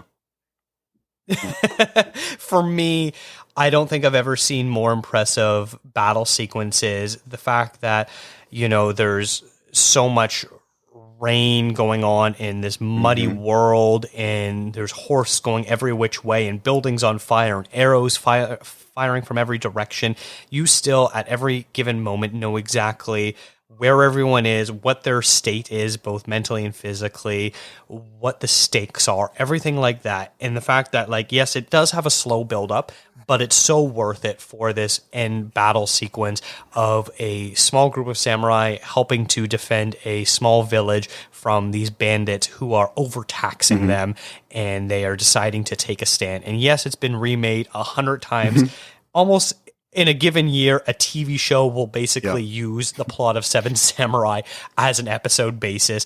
And when people, it's always shocking that people don't realize where this comes from and how it's just one of the most oft-repeated tropes in movie history. Well, and he was inspired by American Westerns, right? So it's kind of like a feedback loop. It really was, yeah. It was a guy inspired by Westerns who then was inspired a director who was inspired by samurai films to make a Western about it, and then he was inspired by the Western. It really was a feedback loop. Yeah. Feedback loop of epic proportions. And then there's Rashomon as well, which is also a movie that contributed a particular style of storytelling as well. Kurosawa is a very formative director for anyone interested in exploring movies. Seven Samurai is a particularly magnificent film, no pun intended. And I think that slow buildup is necessary. I think that you don't get the satisfaction of the final climax of that movie without it building up properly. I mean, his structure in terms of getting us into the world of characters and their interactions and their needs is really quite extraordinary. And it's also, I love to tell people it's a movie that my mom loved. And like my Greek mother who, she speaks English and she can read, but subtitles are not her favorite place to be. And also usually drives me crazy with questions watching movies because she's always like half in and half out.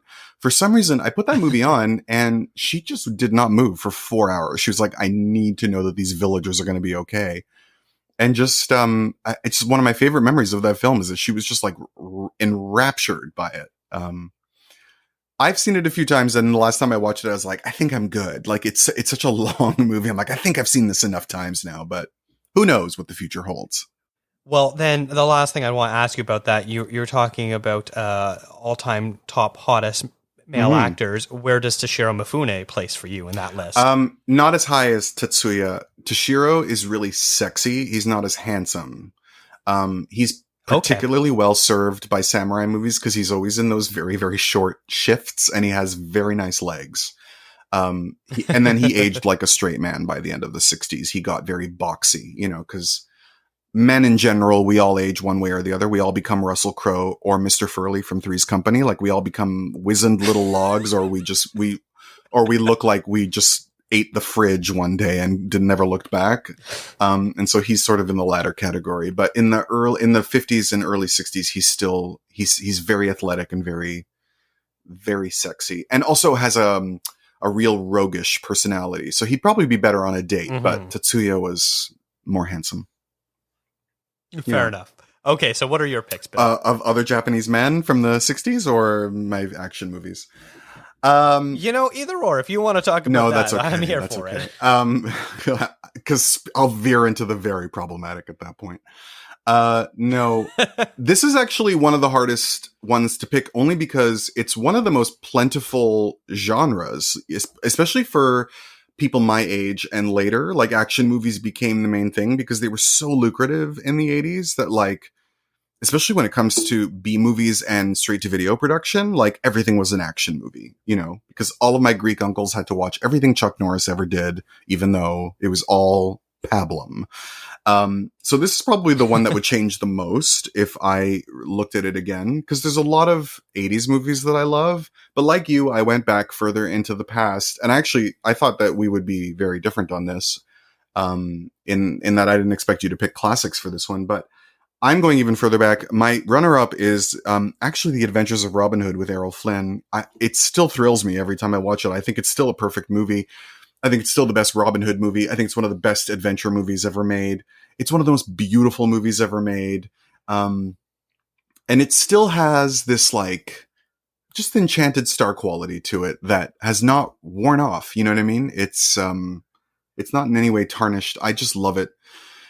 And that's all you need to say about that. My number one has to be a James Bond movie because I've been deeply, deeply obsessed with the James Bond franchise since I was a little kid. So I'll say Goldfinger. I think it's probably the best one, although Catch Me on a Different Day, I'll say From Russia with Love or Dr. No. The early Sean Connery ones are my favorite. And maybe on a different day, I'll say Skyfall or I'll say Tomorrow Never Dies. Who knows? But we'll say Goldfinger for now, especially because it's not the first Bond movie, but it's the first movie that establishes everything that we love and know about Bond all combined. Like the gadgets are all there, the opening theme, the girls, Q, all these elements that had been smattered around in the first two films, but really, like, Bond mania hits its apex with Goldfinger. I saw the suit my dad wore when he came to Canada when he walked off the boat, and I'm pretty sure he bought it because it's the same suit that Sean Connery wore in that movie, that sort of shark skin. The one that Leonardo DiCaprio goes shopping for in Catch Me If You Can. And I know that everything my dad loved about this genre, this franchise, a lot of it's from Goldfinger, just because my dad doesn't remember anything from movies ever, and he knows that entire movie off by heart. And I just find it so deeply funny. I mean, he basically saves the world by being a great lay. Those movies were a very hilarious indulgence in the capitalist male fantasy, while also somewhat in a sly way being a criticism and a commentary on it as well. There is always something tongue-in-cheek funny about Bond, so that they're never obnoxiously offensive in any way to me. And then when they are, I find it funny. I also love the women in Bond movies because even though, I mean, they are there as sort of objects of desire, but at the same time, there's no other women in movies from that time who love having sex and don't care that he leaves when he's done, which I find to be something of a pretty big deal. Even though they're also like, there's, you know, sort of body fascism involved. They're all beautiful and thin and whatever, but they are in their own twisted, weird way liberated. And I find that really fun. And Honora Blackman in that as Pussy Galore is just extraordinary. I mean, she's so great. And then he cures her lesbianism, which is, you know, again, problematic, but also hilarious. Those are two very interesting and very different picks. I quite like both of them as well. I'm a big fan of The Adventures of Robin Hood. Errol Flynn, probably at his absolute peak there with Olivia de Havilland as well. The two of them play so well together. And even, you know, Basil Rathbone and everyone else you've got in that movie, just you've got everyone, you know, turning up to 11, chewing on all the scenery that is barely being held together there, but it works so well because everyone is so committed. Yeah, if Michael Curtiz was involved, it was always a cut above, you know? He was just really great. Yes. So... yeah. And then Goldfinger is a very interesting pick as well because, yeah, you could probably pick anywhere from, you know, there's 8 to 10 really great James Bond movies. There's, you know, about another dozen or so that are fine. And then you've got about another dozen or so that are just absolutely forgettable. But Goldfinger is definitely one of the ones in that upper echelon tier of really great action films. And you're right. Dr. No is very much a standalone film. They could have never made it again. They could have called the character something completely different and you would never even notice. But the fact that then they were able to create the mythos of James Bond with movies like GoldenEye afterwards is where it really all came together. Yes, and even though Goldfinger's a better movie, Dr. No is my favorite Bond girl because Ursula Andress in that is my absolute role model in life. Yeah, coming out of the ocean with the conches. Yeah. And putting Black Widow spiders in the tents of men who try to have their way with her. Yeah. I mean, what else do you want? She's so great. And it's also, I mean, I also have as a kid, it was one of the few times my dad would let me stay up late was to watch James Bond movies. And I always loved movies because of the opportunity to see how grown-ups lived, even though I knew that it wasn't real. And I also loved them as an opportunity to see the whole world. And the travel aspect of James great Bond travel logs, was the thing that appealed to me most as a kid. But I love the whole thing. And I will watch a bad Bond movie over anything else. Like I'm always in the mood for any of them. Even if you put on Moonraker, which I consider to be the absolute lowest point of that entire franchise, I say yes, and let's do it, you know. All right. Now we're on to our last category, and that is biopic. Yet again, another genre that is hard to pin down and really isn't even a genre itself. It is much like animation, sort of a medium, because it could be a funny biopic. It could be a scary biopic. It could be a romantic biopic, whatever you want it to be. But for the purpose of this, it was interesting. There was recently an article on That Shelf where they talked about their all-time, they ranked the best biopics, and some of them I quibbled with and being like, is that really a biopic? Yeah, it's based on a true event, but is that a biopic? It's so tough. You really have to narrow it down to, you know, is it about one or two people particularly? Are they someone that you would recognize? Because some of the biopics are basically just based on a true story. That's not a biopic to me. That's not someone I recognize or know of. Basically. Yeah, I contributed to that article. I wrote a few of the blurbs. You did, and, yes. I was actually very surprised that some of the movies, I never thought of Goodfellas as a biopic, even though I guess it technically qualifies. Exactly. But yeah, and things were not in my preferred ranking order. But that's what happens when you write something with like 10 other people, is that you have to allow for other people's preferences and opinions, as much as I hate doing exactly. it. Yeah. But There were some really solid picks on there, including my runner-up, which is the Ryan Coogler film Fruitvale Station. Right. It's so fascinating because, this is a story about Oscar Grant, who was killed in Oakland by the transit police, and it sort of was one of the, I want to say, inciting incidents for the way that we now view police brutality in the last decade or so. It really was that sort of inciting incident. And so often murders like this are just a headline. Often there'll be protests and things like that. We know the names, we see the pictures, but we don't really know who these people are. They're nothing more than a figurehead, for better or for worse, however you want to look at it. And Fruitvale Station shows what sort of a complicated person Oscar Grant was, and that, maybe he wasn't always the best person. He was trying to be a good person, but, he had his flaws. But at the end of the day, he didn't deserve to be murdered for whatever perceived or unperceived actions he may have done in his life, to the point where everything beforehand, it doesn't matter because police shouldn't be killing people regardless, sort of thing. So it's such a fascinating biopic, and Michael B. Jordan sort of stepping out of the shadow of being the kid from The Wire and stepping into, being a movie star. And he's kind of slowed down in recent years, some iffy picks on some movies, but he was just turned into such a great performance in this film. And I'm going to shock you by telling you I still haven't seen it, and I've been meaning to watch it since it came out. Yeah. Okay, fair enough. But my actual pick is also a bit of a off the beaten path pick. It now shows up more and more, but I think when the movie first came out, it was one that was sort of ignored by most audiences, and that is the Brian Wilson biopic Love and Mercy, which featured two performances playing Brian Wilson, and you've got Paul Dano, who plays him at his younger creative peak era, and then you have John Cusack in his older era where he's really suffering from his addictions, his mental health issues, and basically being enslaved by his manager and forcing him to do work that he does not want to do. And Cusack and Dano look absolutely nothing alike. If you put them together, you would never be like, oh yeah, you guys can play father-son, let alone the exact same person. But it doesn't matter because it's the essence of this movie that works so well. And the fact that you also have such great Beach Boys music as the soundtrack really doesn't hurt it. Again, I haven't seen this, so yeah. What a way to end. Well, that is fine. It just means you can't make fun of me, I guess, about my picks. But I stand behind both. I have been curious about seeing Love and Mercy as well. I don't like Paul Dano at all, so that kind of it just kept it from being particularly high on my list. But I'll get around to it eventually. Yeah. Well, I know that Stephanie, if she's listening to this episode, just gasped at you saying that. So we'll move on, and you can tell me what your biopic picks are. Well, my runner-up is actually probably what I think of as the best, but I put it at number 2 because my number 1 is the movie that I would actually take on a desert island with me.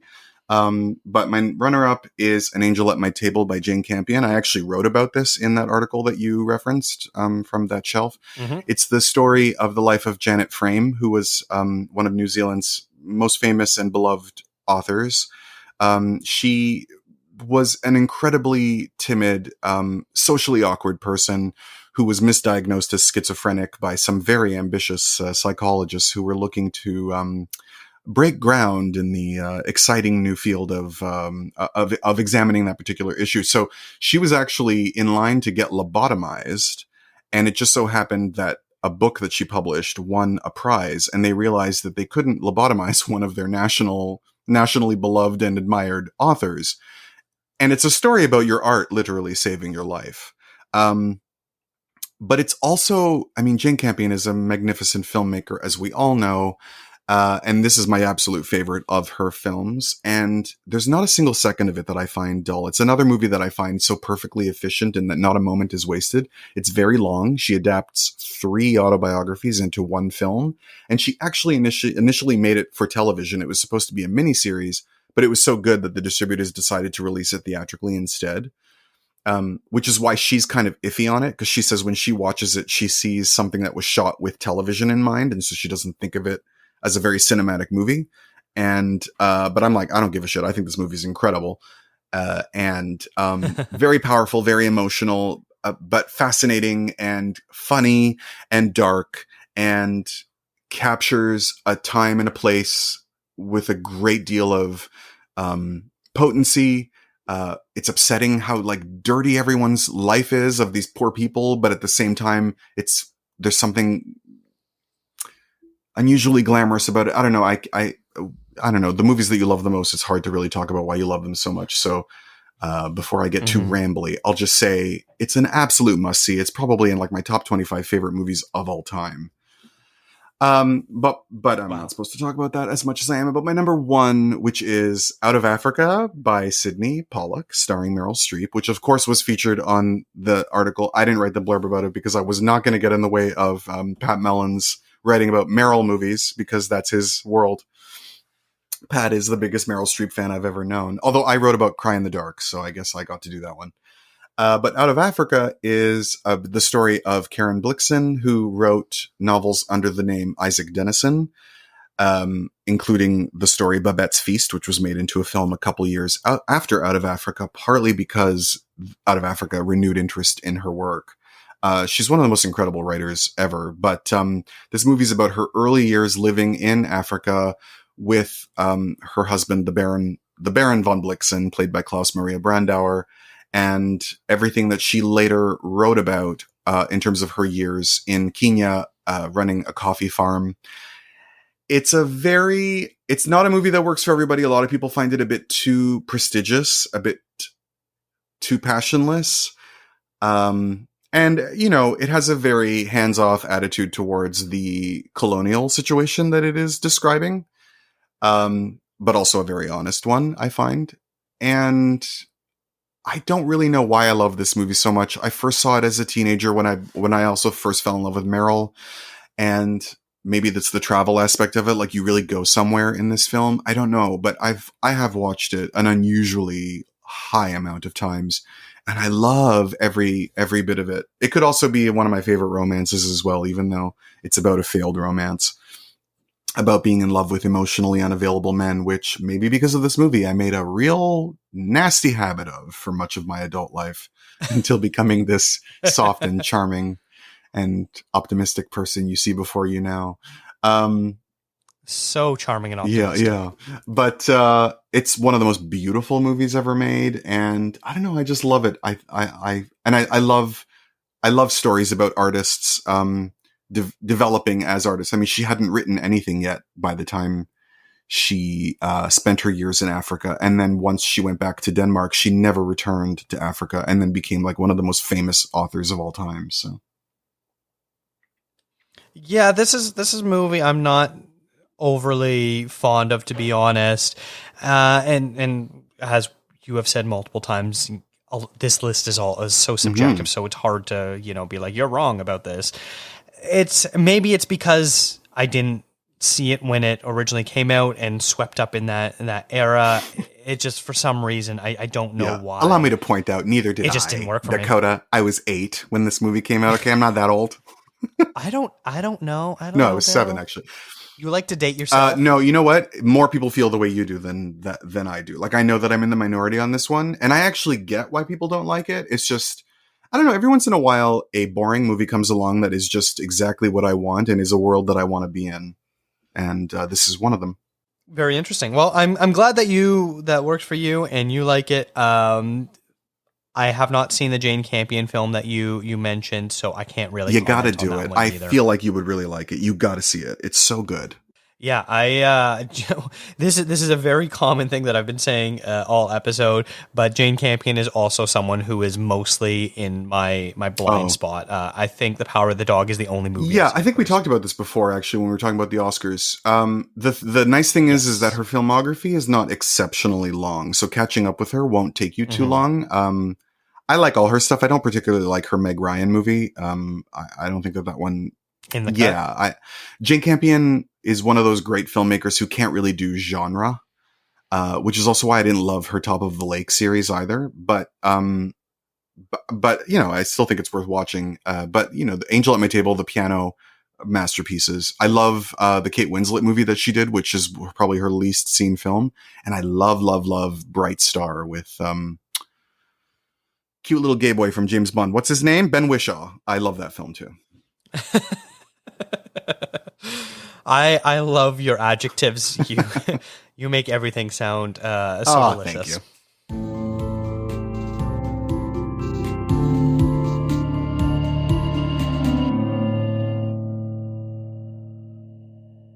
But there we go. Those are 10 movies. Well, 20 movies, really. 10 different genres. Our favorite movies from that. Happy birthday to me for doing this. But Bill, thank you so much for joining me again today. As always, it's a blast. You've given me more than enough movies to put on my watch list.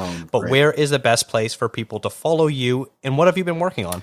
I have been working on still surviving this era that we're living in, and trying to get back into working on things. Creativity has been very hard for me under COVID, but let's keep things light. But otherwise I keep up on my blog, on my movie blog, which is at myolladdiction.com, where I release movie reviews most days. I review everything I've ever seen. I'm almost at 9,000 reviews. And, I really enjoy doing it, which is why I keep doing it. But I really appreciate the people who read it and respond. Most people have nice things to say, which is really great, and I appreciate it. And then I also have my podcast, Bad Game Movies. We're on hiatus for a little while, but if you've never listened to it, you have 150 episodes to catch up on. So there's plenty there, and you can find it at badgamemovies.com or wherever you listen to podcasts. I'll admit I am a bad reader of yours. I don't read every review that you put out, but every once in a while, like at least like once or twice a week, you'll post your review and be like, "Ooh, I really need to know what Bill has to think." Oh, that's nice. No, I mean, listen, I appreciate. I don't keep score of like, "Are you my friend? Are you reading my?" Like I do it because it's a pleasure for me to do it, and if no one read it, I would still do it. But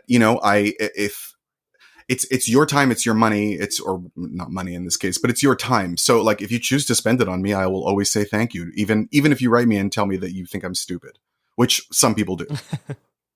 Yeah. Well, that's why I enjoy your comments about this show when you DM me about your thoughts on all my mistakes. Yes. Although I should also say publicly that actually you make very few mistakes and that I really enjoy your show. It's a real pleasure to be on it, particularly because you always are so generous and kind to your guests. And thank you for including me on your birthday again. I'm very happy to wish you a very happy birthday, and I hope you do it upright. Thank you. Well, I'll have to come up with something really clever to do for next year and have you back for that. You can follow this show on Instagram, Twitter, and Facebook at contrazoompod. And let us know who has better taste in movies, Bill or myself. Send an email to contrazoompod@gmail.com. Thank you to Eric and Kevin Smale for the theme music and to Stephanie Pryor for the logo design. If you like to listen to podcasts on YouTube, we do post all episodes there as well. Thanks for checking us out.